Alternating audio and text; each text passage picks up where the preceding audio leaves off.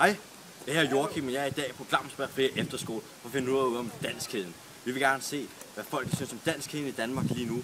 For flere år siden lavede man et maleri om danskheden måske er ved at vælte. Men hvad synes folk nu til dags? Solen skinner til gengæld i frem for det dårlige regnvejr. Men det vi skal finde ud af er, vælter Danmark, eller er Danmark på sit højdepunkt?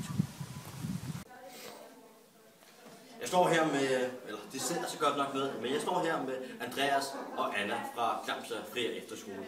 Og jeg vil gerne høre fra jer to, hvad mener I om danskheden i Danmark? Er den ved at vælte, eller er den på sit højdepunkt? Jamen, jeg synes faktisk, at dansken den er ved at vælte. Hvorfor så det? Det er på grund af alle de der indvandrere der er kommet til Danmark, og alt det der med, at de vil have kirkerne ned, og der må ikke være svinkød i børnehaverne. Så du er sådan lidt på Pia Kjærgaards side med, at vi skal have mulighed at holde vores egen kultur? Ja, det synes jeg faktisk. Og det er så Andreas synspunkt, det er, at han mener i hvert fald indvandrere, det er skylden til, at vi er ved at miste dem. Og hvis vi så spørger Anna hernede, hvad synes du, Anna? Det ved jeg ikke. Jeg synes ikke, at vi er ved at miste det. Jeg synes, det er Danmark ligegyldigt ved.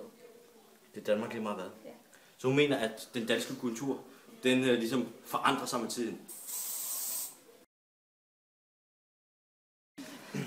Jeg står så her med Camilla fra Glamsberg Frie Efterskole. Jeg vil gerne spørge dig, hvad sker der med danskheden? Jamen altså, der kommer indvandrere ind, men det betyder ikke, at det ikke er Danmark alligevel. Fordi Danmark er jo stadigvæk Danmark, og hvis ikke de kan indfinde sig i, hvad Danmark er, jamen altså, så skal de ikke være her. De må godt have deres egen kultur og sådan noget der, og gøre, hvad de har lyst til, men de skal jo ikke ændre på, hvad Danmark er. Så du mener, at indvandrerne ændrer på den danske kultur for meget? Nej, altså det er ikke det, jeg siger. Jeg siger bare, at hvis de skal have lov til at komme ind i Danmark, vi giver dem lov til at ytre sig, som de har lyst til, jamen, så skal de også bare kunne indfinde sig i det Danmark, de er i, og ikke i deres eget land. Og det var så Camillas mening. Vi står så her med Christian fra Hus 1. Vi vil gerne spørge dig, Christian, hvad synes du om danskheden i Danmark? Hvad sker der med den? Altså, der er mange, der tror jo, at danskheden, det er en langelænder, og det er en kold Carlsberg på grillen, eller ikke en kold Carlsberg på grillen. Men altså, det vil sige, altså, danskhed er jo egentlig, altså Danmark, og kulturen ændrer sig jo hele tiden, kan man sige. Så det kan godt være, at vi begynder at få en anden kultur, på grund af, at der kommer så mange, men det er jo begyndt at blive danskhed. Så du mener, at danskheden, den ligesom ændrer sig efter årene, og så ligesom former sig efter vores nye indbyggere? Ja, ligesom alle andre kulturer.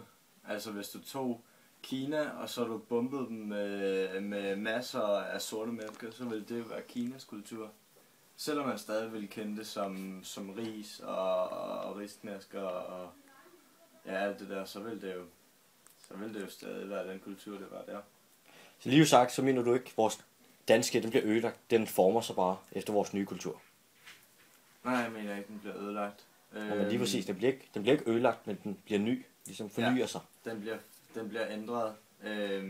Selvfølgelig er der jo nogle fejl med det nye, det var der også for det gamle, og sådan vil det jo være. Og uanset hvor meget vi prøver, så vil der jo stadig være fejl ved det.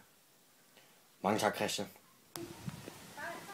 Til videre så har vi konklusionen, at mange danskere synes, at vores danskhed, den var blevet ødelagt af udlændinge. Vi har simpelthen for mange udlændinge i Danmark, så vi kan beholde os til vores egen danskhed, og vi ved snart ikke, hvad danskhed er længere. I hvert fald ikke i de unge generationer. Vi er ved at blive til moderne i Danmark.